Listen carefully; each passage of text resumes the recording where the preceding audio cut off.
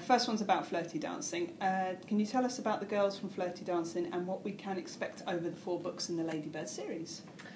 Well, like many books, my first book has got a character who's a little bit autobiographical, I suppose, and B is quite like I was when I was at secondary school. And B is at home, very loud, happy, confident, but when she leaves the house and goes to school, she becomes a different person and she has to hide that true personality. She tries to sort of disappear into the background, and she never stands out.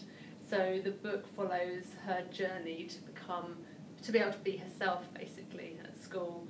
And I've seen a lot of girls at school who are similar to this. I think more so than boys. They sometimes feel that they have to lose their childhood a bit earlier, maybe, than boys, and they don't behave in the same way. So I wanted to just see if a character could really come forward in the course of the book. So that's B.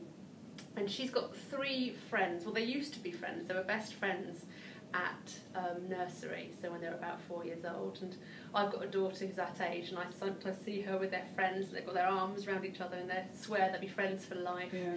And I sort of imagined what would happen to those friends when they grew up and got to secondary school. They, of course, might not have much in common. So each book follows the story of one of these girls from the original friendship, and over the course of the 4 books, it sees their friendship come together again. So the second book is about Betty, and Betty's an extrovert, incredibly confident, funny, warm, and but perhaps she doesn't. Her mum died when she was 2, and she lives with her dad, and she loves her life. She's very, very happy. And each year on her second birthday, and each year on her birthday she gets a letter that her mum wrote to her when she was, before she died. So she left her birthday letters that Betty gets given by her dad. And over time Betty sort of started to resent these letters. She doesn't really feel any connection with this person who she never really knew. And on her 15th birthday she said, I'm not opening any more of these letters.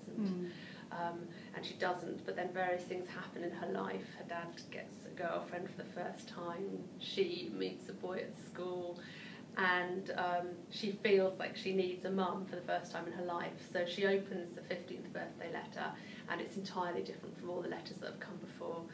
And in it her mum just says that she's going to tell her stories about her own teenage years.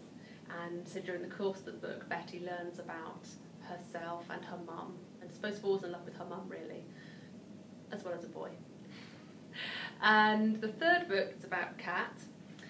Kat is quite beautiful.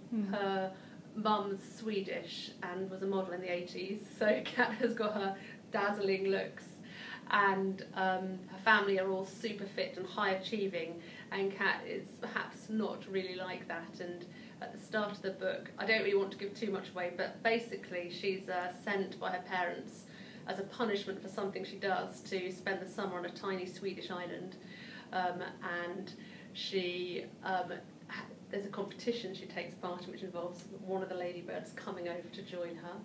And then the last book is about Pearl, and Pearl has been, through the course of the books, particularly in the first book, the school bully, quite an unlikable character, but during the course of the books you start to learn about her own family background and maybe the reasons why she's like this. And the 4th book, which is the last in the series, will teach you about Pearl. Without the story, I can't really say any more about it at the moment. Okay, wonderful, thank you.